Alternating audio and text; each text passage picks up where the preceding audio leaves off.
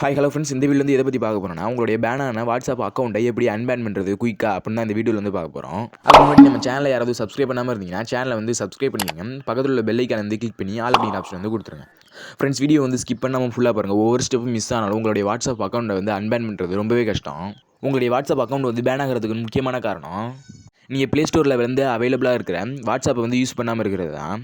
நீங்கள் GB WhatsApp அல்லது Modi APK உள்ள ஃபைலை டவுன்லோட் பண்ணி நீங்கள் யூஸ் பண்ணிங்கன்னா உங்களுடைய வாட்ஸ்அப் அக்கௌண்ட் பேன் ஆகிறதுக்கான அதிக வாய்ப்புகள் இருக்குது. இப்போ உங்களுடைய ஜிபி வாட்ஸ்அப்பில் உங்களுடைய வாட்ஸ்அப் அக்கௌண்ட் பேன் ஆக போகுது அப்படின்னு டைமர் ஓடிச்சுன்னா நீங்கள் பண்ண வேண்டிய முதல் விஷயம், ஜிபி வாட்ஸ்அப்பை அன்இன்ஸ்டால் பண்ணிவிட்டு ப்ளே ஸ்டோர் போய்ட்டு நார்மல் வாட்ஸ்அப்பை இன்ஸ்டால் பண்ணி லாகின் பண்ணுங்கள்.